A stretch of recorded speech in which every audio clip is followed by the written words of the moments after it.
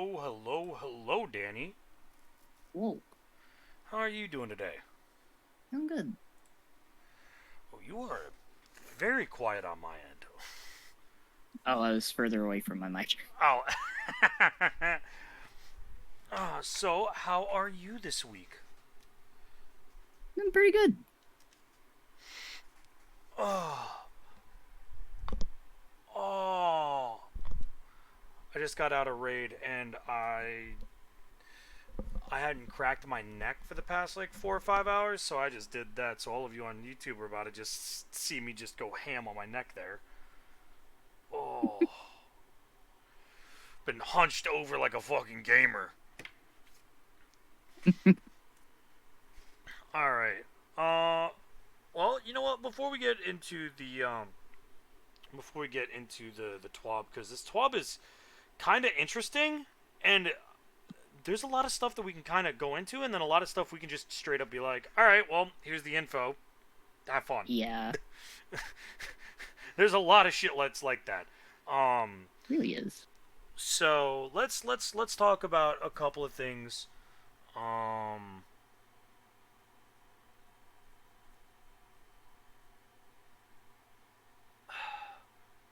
I so this is actually a personal story that I had.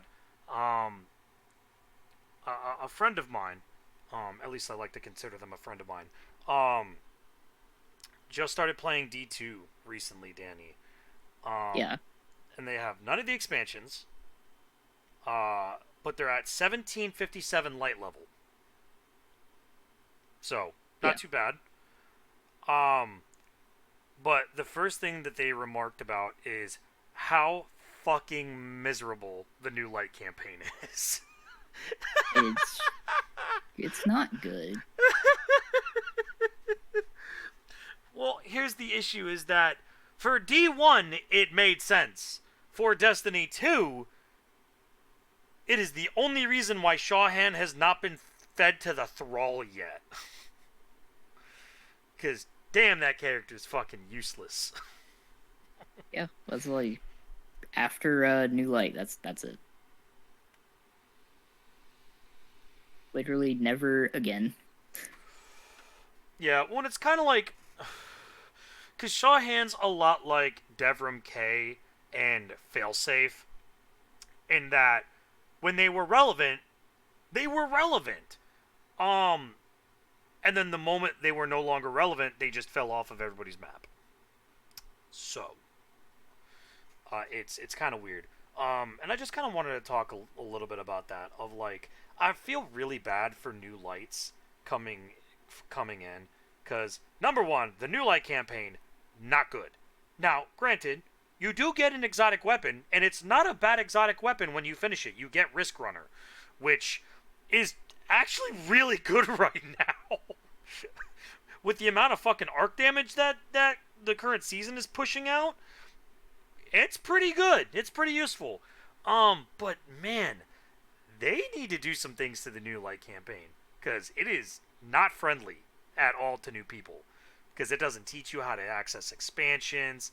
It doesn't teach you like half the shit you need to know, like pinnacle gear and stuff like that, like all relevant information that you need. And I'm like, God, it got revamped, but it wasn't revamped the right way. You know what I mean? Yeah, I mean, it was nice to see Cosmodrome come back, but damn, that new light campaign really needs to get fixed.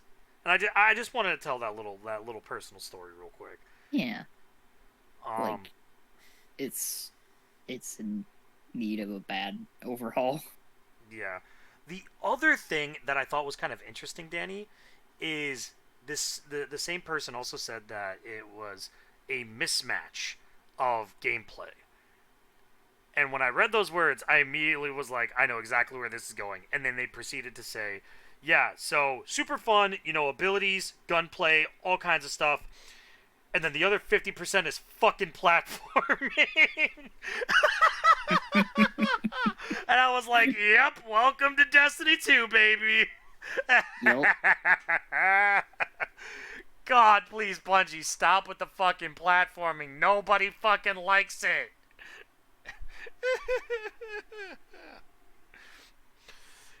God.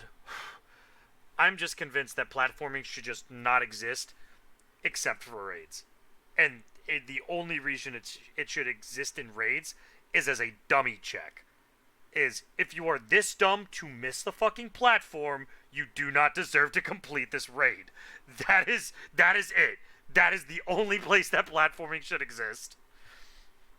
Hot take for me. I think that's a very hot take. Also fits more in those activities than anything else.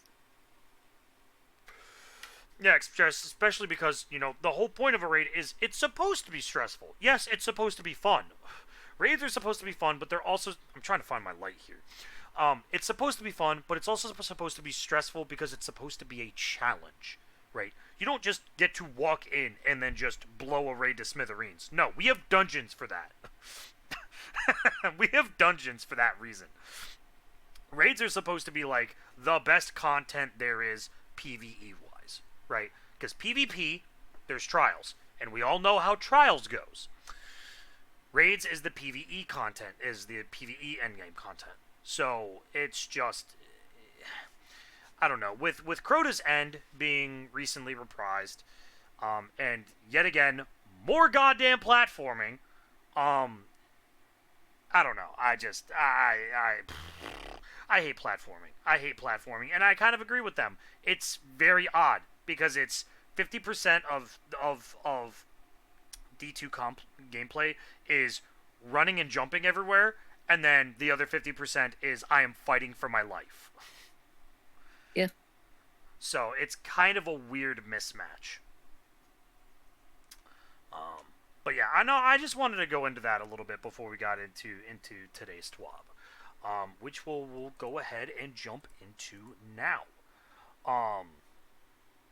So today we have to explain the process of legendary shard deprecation.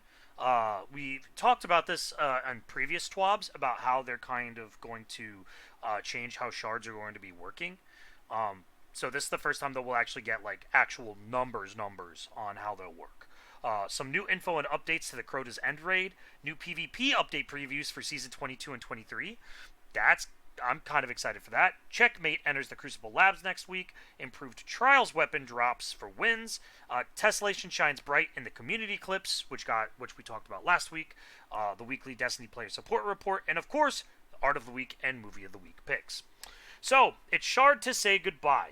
So, legendary shards have kind of been a very odd way of... I'm kind of just paraphrasing and summarizing this. Basically, legendary shards have been the source of purchasing a fuck ton of things.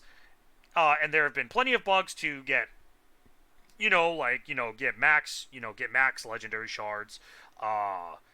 You get legendary shards for basically doing anything in the game. You really just get them a lot. Yeah. And so the economy for legendary shards has kind of been very odd.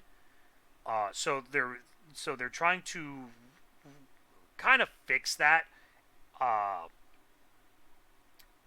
go from there. And they specifically stated, as you'll see below, we are doing our best to ensure that the removal of legendary shards is not a point of pain, but rather the removal of a barrier. And the reason why they say that is because as when you first start talking about earlier as a new light, legendary shards are really fucking hard to get.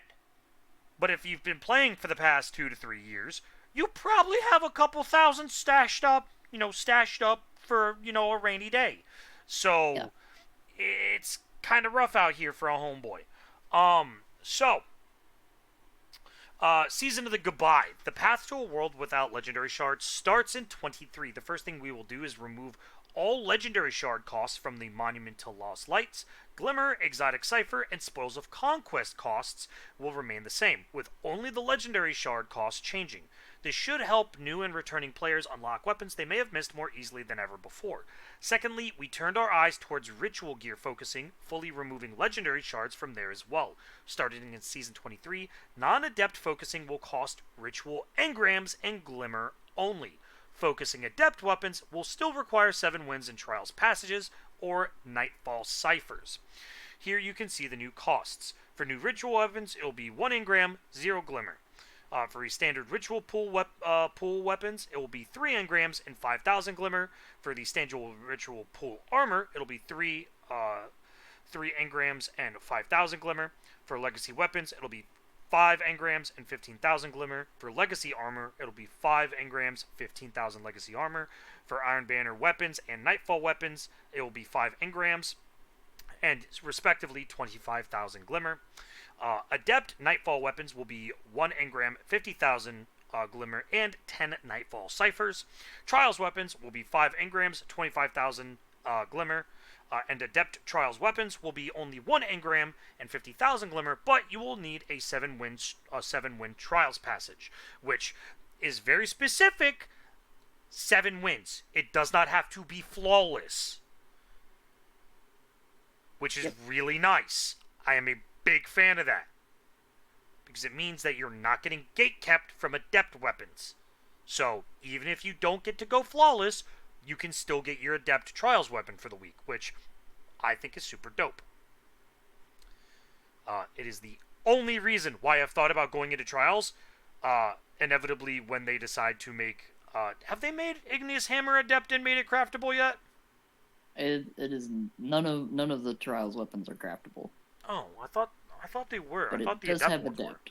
were. Okay. So, you know what? There you go. So, let's talk about these costs real quick. I think that the costs are fine. I think they overall make sense. I really wish they would reduce the amount of spoils of conquests on the raid weapons, because fuck, man, not everybody can get into a raid, and there are only so many goddamn boxes you can cheese a week. This is a slow process. It's a burning process, Danny. It burns. It burns and it hurts.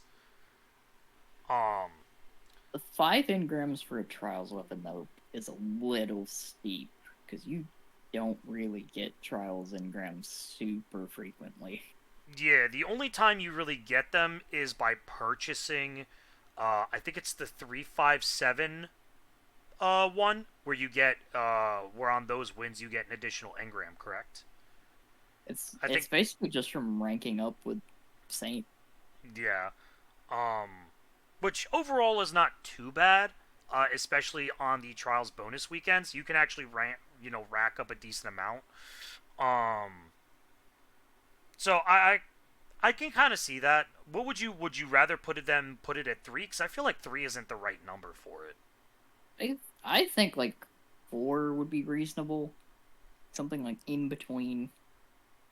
Yeah. Because like the earn rate of those engrams is not a lot. Yeah. And you know what? I think the only way to make it fair is to compensate. I think 4 engrams and then 30,000 glimmer instead of 25,000. Yeah. I think that's the only thing that I would change.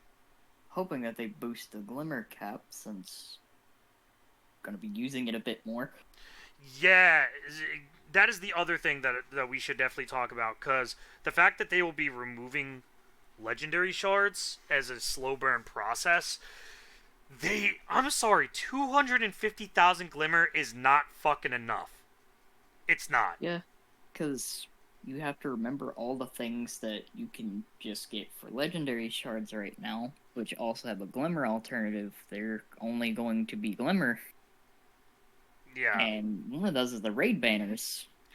Yes, because I buy a lot of raid banners. I have like 400 stashed up right now. Yep, and they're a little bit pricier on the glimmer side than they are for the legendary shard side. For 10, it's 50,000 glimmer. So if you're at max glimmer, you can get 50 of them. Which is like, you think, oh, 50 raid banners, that's not too bad. Until you realize, if you're, for example, going for a world's first, and you're going to be wiping a lot, you're going to go through those raid banners pretty quickly. Yep. So, yeah. I'm very much, I kind of agree. And the other big thing, talking again about new lights, Monument to Lost Light, most of the weapons are 125 to 150,000 glimmer. That's over 50% of your current capacity. Yep. So if you do that, you basically just broke yourself. You went broke buying an exotic, which, again, once you acquire said exotic, you can just now pull it from collections, which not too bad. But on the other hand, it's still kind of a pain in the ass. So I would love to see the Glimmer Cap. I don't want to say 1 million. I think 1 million's too high, but I would say at least 500,000. In an ideal world, 750,000 I think is a good number, because there are going to be people that do still hit the Glimmer Cap. The end game, players, especially the content creators who are playing every single day. But it'll be nice to have that additional stash of resources ready to go whenever you need it. Yeah, Uh, it'll be needed. yes. Along with that, the final shard. With the release of the final shape, legendary shards will be no longer in D2. We will be removing all of the remaining legendary shard sources and costs from the game, which includes collections, trials passages, rituals, vendor purchases, and many more. And to be totally clear, we will not be offering a currency exchange for stockpiled legendary shards. The goal in removing legendary shards is to make D2 a more approachable and fair experience for all players. This is why we are not raising Glimmer prices for items or adding replacement costs to things that previously needed legendary shards. So, okay, that is actually kind of really important. So the fact that they're not going to be raising the Glimmer prices is nice. But I don't like the fact that they're not going to be able to let you swap the shards out. I think that's really shitty, because I don't know about you, but I'm sitting on like $2,000 worth of legendary shards, and if you just took that away from me, I'd really like to have some form of fucking compensation, thank you very much. Before the changes go through, it's probably going to be best to use as many shards as you can, because when final shape rolls around, they're just gone. That's it. Now, as a reminder, Danny, because you probably know this a lot more than I do, what are the best ways to use your legendary shards? Honestly, you can use them to get enhancement cores.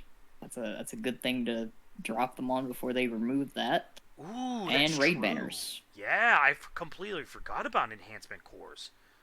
God, I completely forgot about that. Holy shit. Yeah, go stock up on enhancement cores. And just stash a fucked... Oh, that's right.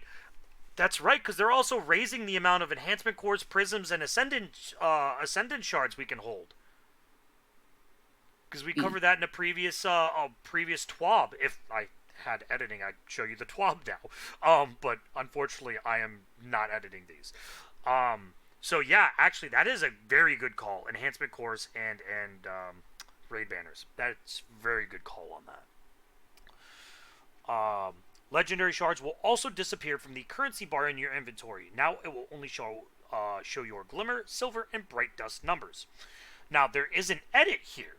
We see the feedback on legendary shard removal regarding glimmer and the prices of focusing. As a part of this change, we will also be increasing drops of glimmer, ritual engrams, iron banner engrams, and materials of other kinds across many parts of the game. This is an early look at the plans, and final values are still being tweaked. Our goal is to put greater emphasis on earning rewards by playing Destiny the way y'all want. I think that's a great change, and I'm glad to note that they put that edit in there. So that people will actually have more ways to farm overall. So I like that. I think that's a good thing right there. I'm glad they put that edit in there. I'm very glad too. Now, dismantle rewards. Because you will no longer, because legendary shards will be getting removed, you are now getting more shit back from different resources from dismantling shit.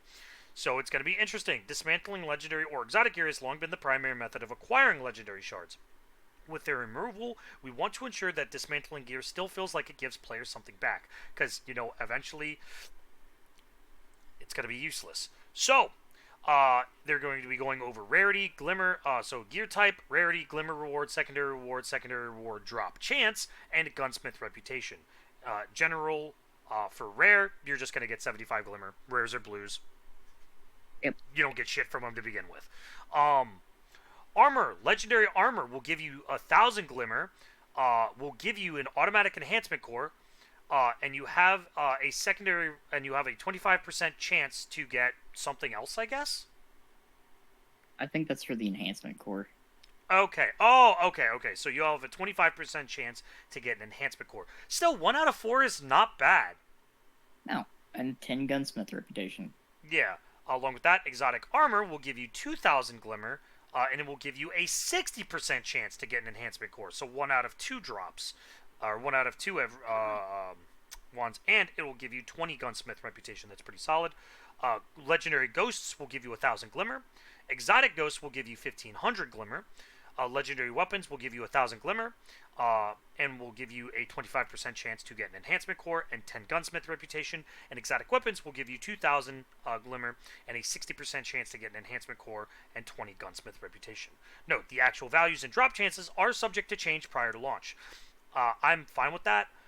To be honest, I'd like to see a little bit more gunsmith reputation from the exotics. I'd like to see at least 25. But I'm kind of okay with this. Yeah. I think the glimmer is also pretty fine as well. I mean, 1,000 for a legendary and 2,000 for an exotic on, respectively for both armor and weapons. I think that's perfectly fine. Yeah, especially since at the rate that you get them, and depending on what activities you do, you'll get a lot of them. Yeah, especially now that you can get exotic engrams a lot more often from Yep. from ritual playlist activities, which again, another great change. You may also note that ships and sparrows are not listed above. This is because we plan to remove the cost to pull these items from collections to allow players to freely change up their style when they please without worrying about spending any of their currencies. But in doing so, we also need to remove their dismantle rewards, which I think that's fair. I think it's kind of annoying. But it's fair in that regards. Because ships do absolutely nothing for you. They're strictly cosmetic. Sparrows have some bonuses to them. Obviously, the what's the raid exotic sparrow? Always on time. Always on time is technically still the fastest sparrow. But there are some sparrows that allow you to do sparrow sparrow gliding. And then obviously the sparrows that automatically reload your weapons is kind of a nice touch. But they're not like ghosts, which actually change a little bit of your gameplay, right? Because ghosts you can actually put mods on, whereas sparrows and ships are strictly just for looks, nothing crazy or special about them. So I'm fine with that. That's a fair trade-off. Yeah. So if you have exotic ships sitting in your bank, like I do, because I have a fuck ton of them in there for no reason, dismantle them now. And get the rewards that you can now to just go buy more enhancement cores. Along with that, go ahead. That's basically it.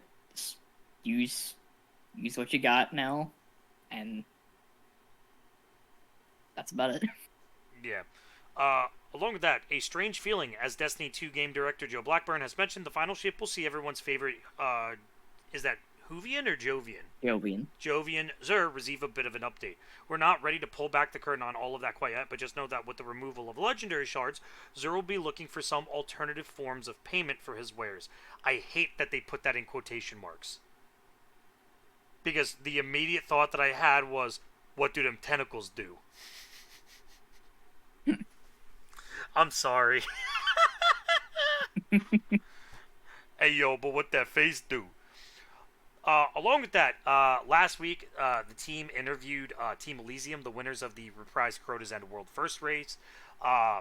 So they were reviewing all of the numbers of everything.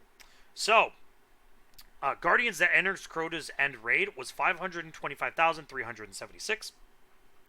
The amount of Guardians downed was 53,122,289. Damn, that's a lot of dead Guardians. Oh yeah. Uh, the amount of Guardians that cleared the Abyss was 248,041. Guardians that cleared the Oversoul Throne Bridge, 145,207. And then you see a massive drop. There's actually a lot of massive drops here, from 248,000 to 145,000. And then Guardians that defeated Ur-Ute, which is 78,742. And Guardians that defeated Crota, son of Oryx, 37,720. And the total hours spent in raid was 3,985,517. Basically, like every encounter was halving the number of guardians that actually completed it.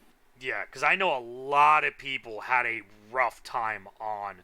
Because I heard that the Abyss was more or less kind of a joke, give or take. The Throne Bridge was the big killer I saw from a lot of people on Twitter and Twitch. Like, the Throne Bridge actually killed raids.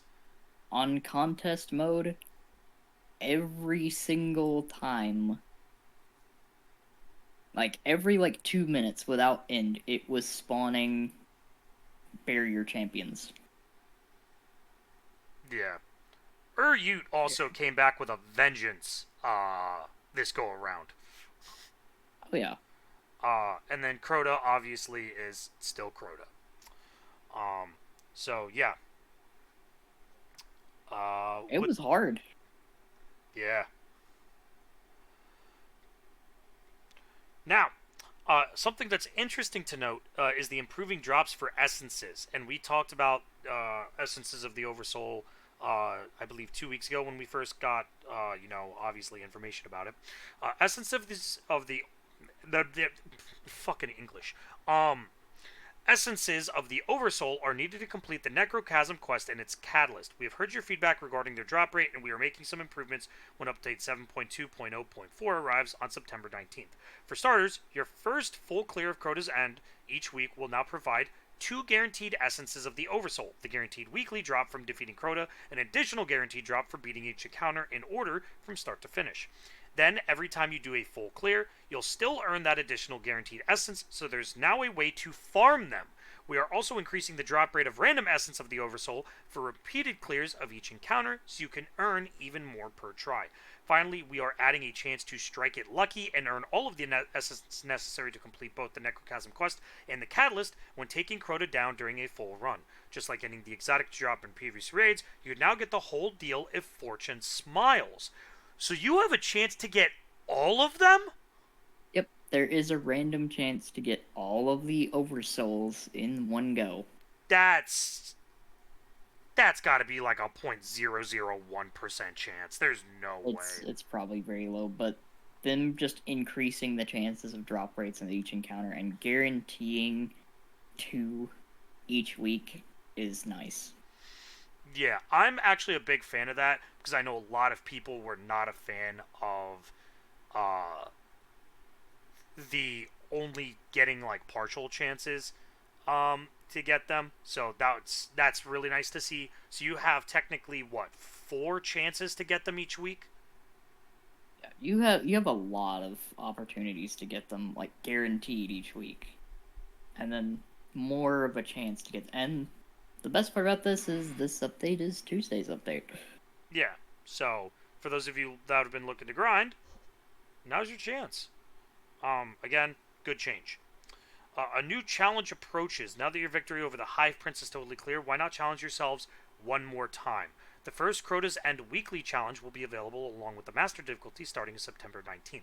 That's next Tuesday after reset. This weekly challenge will rotate every week and ask you to complete a hidden objective each time to earn a second reward when you finish a given encounter. If you are looking for more essences to either unlock Necrochasm or its exotic catalyst, or if you just want a chance for more deep side drops, this is a good way to improve your chances. Then you also have Master difficulty, which offers not only a higher challenge for players, but also a different kind of reward. Each week, the armor drops you get will have a particular stat focus, and if you also complete the weekly challenge on Master, you'll get an Adept weapon. The Adept weapon you get is random, but drops work on a knockout system. You'll get a new one with every challenge you complete every week until you have unlocked them all. As we implemented with the Root of Nightmares Adept weapons, the Adept weapons you get in Crota's End will also allow for weapon enhancement. This will give it a weapon level, creation date, and memento socket. Through weapon leveling and spending resources, players can deterministically. Why did I see that as dramatic? Deterministically, God, fuck English. Modify their first 2 perk columns, barrel, magazine, etc., at the relic, and enhance the traits that originally rolled on the weapon. I think that's a phenomenal good change. Yeah. I think that is an amazing change, and I think that'll be super fun. It gives an extra use to the adept weapons. Yeah. Along with that, new PvP updates coming in Season 22 and 23. So, this is just a tribute. You know what, Danny? I'm going to let you handle the PvP section. Yeah, so they're adding a new mode to Iron Banner. Basically, it's a hybrid of Supremacy, where instead of, you've collected a certain number of crests, you collect the crests and then dunk them in a bank. The more crests you dunk at a time, the faster you can trigger a hunt phase, which, as we know, you earn more points during the hunt phase. This is a good thing currently because it's not focused on control points, which means, guess what's not super helpful in this mode? Bubble. Exactly. That is really nice to see. Yeah, it's Supremacy again. Which, I actually kind of like the idea of Supremacy for Iron Banner. I feel like it works a little bit better, the way that Iron Banner is set out. And we don't have to worry about control points. Amen to that. Along with that, they're bringing back the Dreaming City map Citadel, which I know a lot of people have been wanting. Good map. Yeah, they've also changed a couple of the spawn locations for Altar of Flames, Cauldron, Anomaly, and Dead Cliffs, starting in Season 23. Good. And Season 23 will also have Crucible medals for Strand. Now we get the fun section. Long live the Sandbox, Season 22. Alright, let's start going over these. Antaeus wards. These will now require full class ability energy to reflect incoming damage. Reflecting damage will deplete your class ability energy. The goal is to reduce the uptime of this exotic's effect and also make it more difficult to stack it with Juggernaut's shield. Along with that, nerf. Which I'm kind of here for. And then Young Ahamkara Spine, we are reducing its impact on grenade uptime by making it grant energy on final blows instead of damage. Young Ahamkara Spine trip mine grenades getting nerfed. Thank God. And now we're going into weapons. Coming in Season 23, submachine guns will be globally increasing the recoil on SMGs to make it more of a costly trade-off to spec into range over stability. Immortal nerf. I'm actually really happy about that. That's really good. Yeah. Sniper rifles. We will be implementing a sniper rifle. Danny, can you read that one for me? Because apparently I fucking can't read tonight. They'll be implementing a sniper rifle body shot nerf in the Crucible, with details to come soon. But snipers are getting a damage buff in PvE to offset that. So, snipers might be getting closer to how they were before they got nerfed. I'm happy about that. All for that. And you know what? Why don't you just keep going, Danny, because you're on a roll. Yeah. Fusion rifles. We will decrease the kickstart damage bonus, that's a good thing.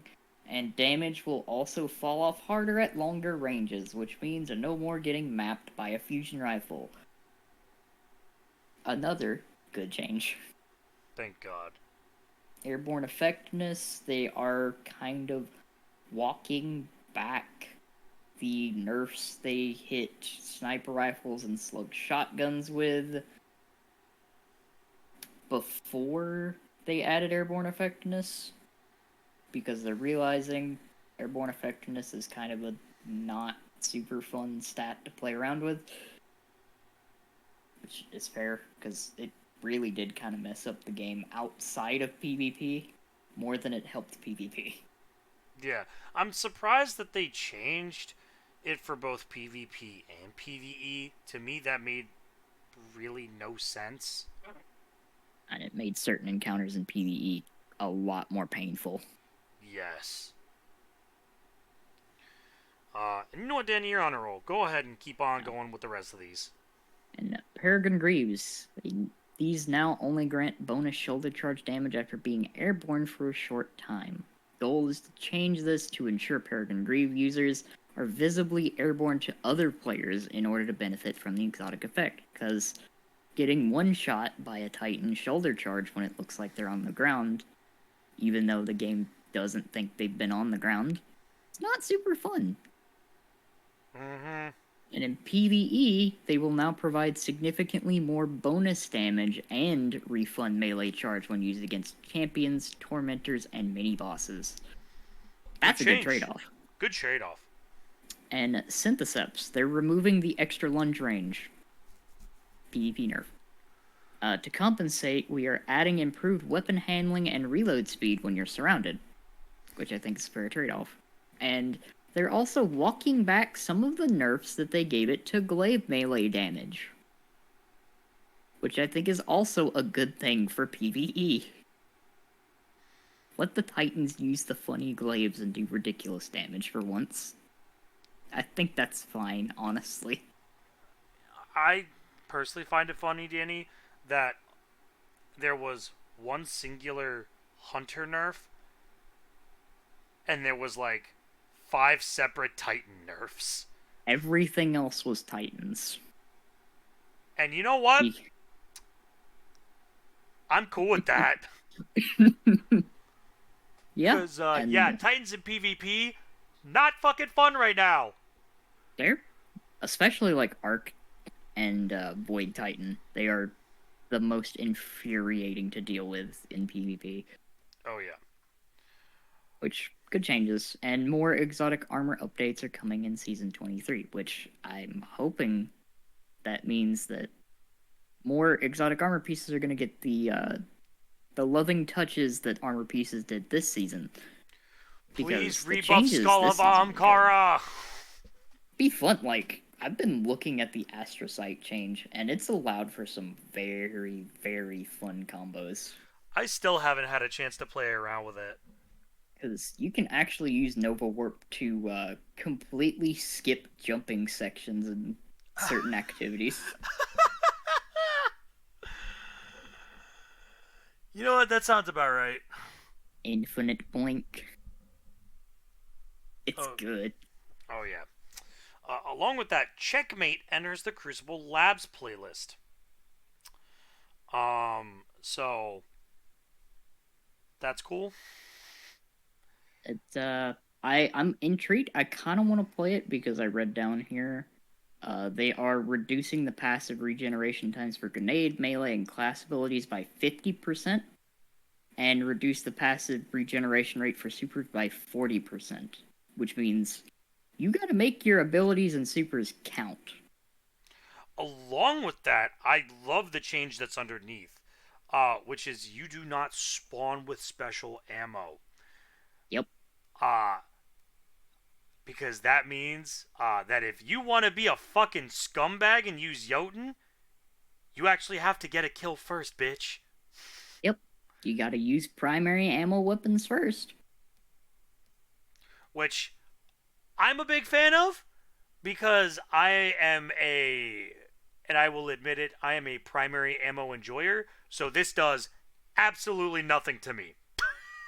And I really like the idea behind this mode, because it's reminding me a lot more of D1's PvP. Which was a lot more gunplay based. Yep. I'm a fan of this. I'll try it. I agree. See how it plays. Because I feel like Checkmate might be what they intend to use at some point for trials. I'm kind of okay with that, because the only issue that I have with trials is very specific builds that allow you to get 2 supers in a match. And with these reductions, you would have to put so much into super generation that it would probably make you a tissue paper guardian. Yeah. Yeah, because you would have to be sacrificing a lot of resilience for it. Or you would only run 2 level 100 stats, resilience, and I guess I would assume probably either grenade or class ability, unless like you would have to choose grenade, melee, or class ability, and then obviously you would take resilience when you could. Yeah, it makes you think more about your build. Yeah, and I'm fine with that because again, it's the whole point is to reward proper gunplay, which, as someone who grew up in the Halo 1, Halo 2, Halo 3 era, I got very fucking good with hitting headshots and playing Modern Warfare 2 and stuff like that. I got very, very, very good at that. And then all of a sudden, you just get crushed by Thunder Crash 2 times in a row. Yep. Not fun. So, again, I think there needs to be more games like this where it's strictly gunplay. Um, or not strictly gunplay, but very heavily focused on gunplay. And again, I think this you don't spawning with special ammo is absolutely fucking massive. I think this is a phenomenal fucking change. Yep. I like it.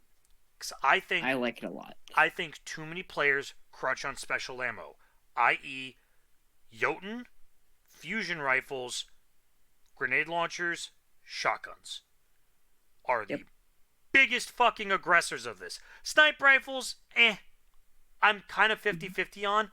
On one hand, like, based on what sniper you're running, you need to be really good with it, and you need to be quick with it. Number two, again, you actually have to kill and get the special ammo to do it. So if you manage to do it and actually keep them away from you while you have a sniper, alright, and that's a deserved kill. I get it. But there are too many special weapons that people crutch on in Crucible, and I'm just like, it gets old. Jotun, Wither Horde,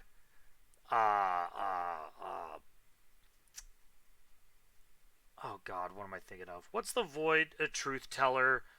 Uh, what's the shotgun that everybody runs right now? Uh, I'm actually not sure. Yeah. And then obviously, literally any fusion rifle ever. Because There's fusion a rifles lot. are fucking dumb. So, but no, I think this is cool. I think it's a great change. Yeah. See how it plays out. Yeah. Now, win-win situation. Last Thursday, we brought you a change that feels worth reminding of, and now that Trials of Osiris is coming back. So, starting tomorrow, every match you win has a high chance of dropping one of the weapons currently available in the loot pool. These weapons are going to be non-adept versions of those weapons, but this does include Igneous Hammer, Astral Horizon, Cataphract GL3, The Messenger, Unexpected Resurgence, and the Immortal. Along with that, during this weekend's Trials of Osiris, Igneous Hammer will be the Adept reward for those capable enough to reach the Lighthouse. Iggy has some new fancy perks, like Incandescent for scorching enemies, and Keep Away and Fragile Focus for those looking to make this stat monster an even scarier one. As scary as someone throwing 4 javelins at your face, some would say. Igneous Hammer getting Incandescent is not okay. That is not okay. That's gross. They're playing into the new perks a lot, and I kind of respect it. Also, the fact that hand cannons keep getting buffs, which I'm fucking here for. I'm ready for the other weapons to get dragged up to that because hand cannons feel good. Auto's next. Let me rephrase. 140s feel really good. 140s, a lot of 120s are starting to feel good. But what's the one under 120? Because there's Ariana's and that's a 90 RPM, but Ariana's is also a different story in and of itself. Yeah, it's the only special ammo hand cannon. Actually, no, I take that back. Hold on, what is it? It's 140s, 120s. There's one other hand cannon. What other fucking hand cannons? 140s, 120s, and 180s. 180s, thank you. 180s and 140s feel really good. 120s still feel like they need a little bit more love, strictly because the number one, the recoil on them is so fucking high. You need to Yep. dump stability in them. Dump stability and just if you're running a 120 and you do not have a reload perk on it, you're gonna get punished. Because 120 Yep. reloads fucking take forever. Also, I apologize, Danny. I interrupted you there. You were about to say. No, that was it. They're just slow. That's it. The reload buff, you really don't notice it unless you have something to help with reload speed. Yeah. I mean, I'm trying to think. What would be something that's really good? The other thing is a lot of 120s have really bad handling. So a personal favorite of mine is actually putting quick draw sling on for PvP specifically. Because that's the one problem that a lot of 120s have is they're slow to reload, but they're also really slow to prep. When you pull them out, so having quick draw sling is actually not too bad on them. At least what I Yeah. find for PvP. For PvE,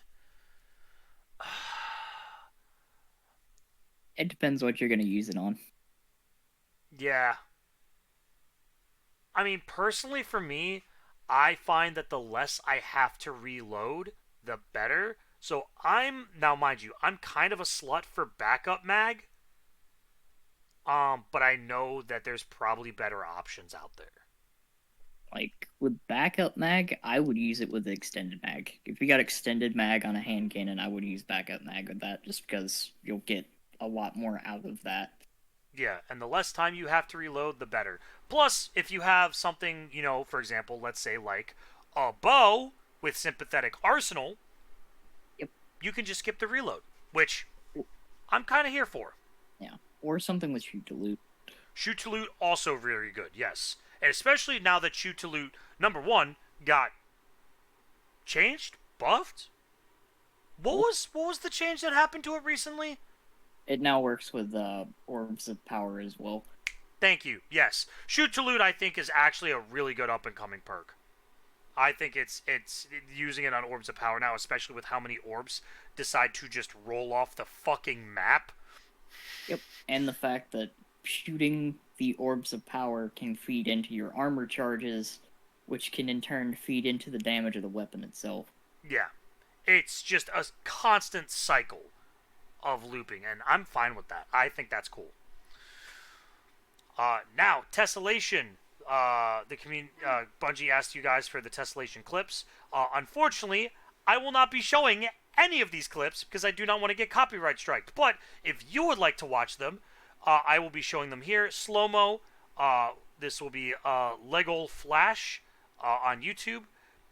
We have Friday's Night on Twitter, who posted a tessellation frozen shatter clip. We've got Truds here with a do this unlimited grenade trick to improve your hunter builds now. Oh my god, no, please, dear god. Oh god, that hurts. We've got Ye Old Apple with a tessellation imagination video. We've got Jan Piert1 on Twitter, which is using it like Thanos. And Shadow Jedi on Multiplex, rocking tessellation, killing some sparrows. Which, by the way, I'm so glad they still have not removed that and they're just letting it be as it is. Because, god damn, playing good. bumper cars on that map is so much fun. Holy fuck. It's good map with that. It's so good. I really hope that that's just a personal thing now for that map. Actually, you know what, Danny? Hear me out. What's the map where you're on, like, the giant mountain again? Oh, Vostok? Give me sparrows on Vostok and just make it an absolute clown fiesta. Yeah, I think sparrows would be okay just to be enabled for most of the larger maps in general. Like, give me Sparrows on Eternity. Ooh! Oh, I didn't think about Eternity. Ooh, yes. That'd be fun. Oh my god. I really hope that they do come out with a bumper car Sparrow map now. Be really funny. Because Multiplex has a lot of ways to just fall off the map, so it's just an absolute fucking clown fiesta right now. And I'm fucking here for it. The most fun that I think I've had in Crucible in a while. I think it's the most fun a lot of people have had in Crucible recently. It's good. We've got J-Pan's America, uh, who's been using Tessellation in Crucible, which cringe, but you know what? I'll leave you be. Lugal of Kos, playing a Trials match with Tessellation, pulling out. I'm gonna assume probably a W with a Strand build. And then we've got Ryusuri with, it looks like, some animation here. There was a game of possibilities. So yeah, if you want a chance to go watch these, please go check them out. Again, I will not be watching any of them here, again, just for copyright issues. But I will probably end up actually watching a couple of these once I'm done uploading this video. Tessellation's a wild gun. I have heard. Danny, since you participated in the world's first, I'm gonna let you go over the emblem update real quick. Yeah. Since the contest mode for the Crota's End raid concluded, we've been investigating reports that some players who completed challenge mode did not receive credit in the All for One triumph when defeating Crota, blocking them from obtaining the triumph and emblem. As a first step, we are currently creating a list of verified players who completed the contest and challenge modes, but who did not receive credit for defeating Crota during that time frame. Secondly, we are adding a few server flags into the game with update 7.2.0.4 next week that will help us check off defeating Crota and unlocking the All for One triumph. Third, for that content to be unlocked, we're also working on creating an additional server item that our list of verified players can interact with to get their missing items. We believe this endeavor, particularly step 3, will take a few more weeks to complete as we start setting things up. Once we have more information and a time frame to share, we will communicate that. So that was a big issue. There were some players who it bugged out and did not give them credit for killing Crota, even though they killed Crota on challenge mode of the contest runs, which pretty painful considering you had to run through it twice. Yeah. But they are looking into fixing that because they do have the data server side of who was in what raid teams and when they finished. They do keep track of that. So they will get people their emblems. So that is good to note, at least. Along with that, the known issues went very heavily down this week, Danny, but I see a couple of them that are kind of interesting. First, the seasonal challenge Round and Around We Go is not counting orbs generated in Gambit. That one was from last week, if I'm correct, yes? Yep, still there. The second one is kind of interesting. Dead Man's Tail intrinsic upgrades have duplicate and incorrect directions on how to obtain them. Which is really amusing. That's memey. That's meme-worthy. And then actually the rest of these are pretty much the same. The only new one is Dead Man's Tale. I'm surprised that they haven't done the firing audio one for Crota's End yet. Which, that one is probably low on the priorities list. They fixed a lot of the really bad ones. There were some awful ones last week. Yeah, they fixed a lot of progression blockers, which is good. Yeah. So, that's good at least. Along with that, one more tessellation as a treat. We have Zoo Mama. I'm going to assume that's Zooey or Zoo Mama on YouTube with Neon Tessellation, which I can only imagine it's just tessellation flying through the sky with the rainbow cat and just listening to Neon Cat. God, I hope that's what it is. And then we have a clip from the Daikiri with a trick shot in PvP in PvE, which is interesting. And then Hold the Door. We have Art of the Week, The Secret Chest by Alika Moon, and that's a good photo. That's some good artwork. Hodor, Hodor. So, can you explain to me why this exists, Danny?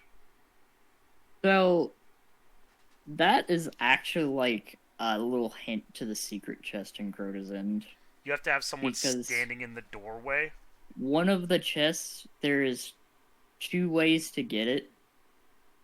You have to have someone be very fast and make it into the door before it closes, or have somebody dunk the chalice before it closes. Preferably both. That's just how you get an extra chest. That's fair. That's a good meme, though. I like that meme. Glad they brought that back. Along with that, we have Fortress by Naka 187. This is amazing art. I love this fighter, like this comic book fighter style art with a Warlock Nova Bomb, a Titan Thunder Crash, and a Blade Barrage Hunter. That's good. I'm not gonna lie, Danny, that may or may not be my new... I may or may not turn that to be my new background. That's good. It's really good. That's really fucking good. I love this art. This is by... Oh, by the way, this was by Naka 187. Naka, you killed it. This is some good fucking art. And then along with that, by Kimber Prime, we have a Savathun cosplay. And god damn! Yeah, Kimber's been working on that for a while. For the past year and a half now, right? Yeah. I've been seeing the progress updates. That's right, because the crown and the eyes and a bunch of the bones glow, right? And all of the moving joints and the wings fold in. The wings fold in? Yep. Oh, that's fucking wild. It's a lot. It was a lot of work. I Oh. think she made it for PAX Australia. That's fucking dope. That's awesome. I love that. This is good cosplay. Very good cosplay. Indeed. And that is it for the TWAB. Alright, Danny. We actually have a decent amount of stuff here. What is your favorite part of the TWAB? I actually kind of like the sandbox changes they're talking about. Oh, the PvP changes and the fact that Titans are getting nerfed into oblivion. It's like they're nerfing them in PvP, but they're giving them actually decent PvE changes to compensate. Which I think is And good. snipers. Yes, and snipers. Snipers feel good. Sniper buff PvE, yes please, because that means two things. One, you can actually use snipers a little bit more, and two, Whisper of a Worm nears. Whisper of the Worm, Cloud Strike, and dear God, please fucking buff Darcy. Darcy needs a lot more than just a buff. Darcy's got a catalyst, right? Darcy has a catalyst, and it does not really help. Darcy's catalyst needs to not be ass tier. Go It on, really Brendan. does not. Give Darcy Vorpal. At the very least, give Darcy Vorpal. Ooh, that's tough. Give it something. Well, hold on. What's the crit modifier for snipers in PvE? It's not a whole lot after the nerf. Hear me out, Danny. I think that they should make Darcy's sniper rifle crit better than They should. Cloud and Whisper, because the whole point of Darcy is to teach people where crit spots are. Like, Darcy should at the very least do more damage than Cloud Strike. Really? At the You think so? very least. Yeah, because like it's a heavy weapon. Like Darcy's a heavy weapon. It shouldn't be getting out damaged by a special weapon. I forgot Cloud Strike's a special weapon. Holy fuck! Yeah, I Cloud forgot Strike's a that. special. Wow. No, you right. You right. Okay. Yeah. Or it's like either Darcy needs to do more damage or they need to move it to the special weapon slot because Ooh, hold up. Imagining Darcy as a special weapon. like as a special weapon, I honestly, if it was a special, I would take it over Cloud Strike. Ooh, you know what? I'm kind of with you on that. That actually might be a legitimately good change because at least it frees up your heavy weapon slot for something else. Yeah, you could And there's a lot of move really it good out of legendary that slot heavies. and throw in a rocket launcher, and there you go, call it a day. Or machine guns, because machine guns are getting a lot of loves right now. I really hope they give them another damage buff in PvE. I I really, kind because of they're agree. like they're so close. They're so close to being contenders. They're on the cusp. Rockets are still just better. Gallahorn OP. Like even after the change that indirectly nerfed it, it's still like the best option on a lot of things, Gallahorn except OP. for reserves. Ooh, yeah, Reserves is linears. Still, true. All right. Well, I believe that it is time for us to finish this up. So, with that being said, Danny, do you have anything else to say about the TWAB? looking forward to next week's.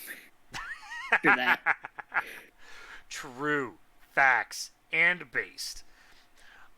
With that being said, thank you all so much for stopping by. We both really appreciate everyone that came and watched the video all the way to the end.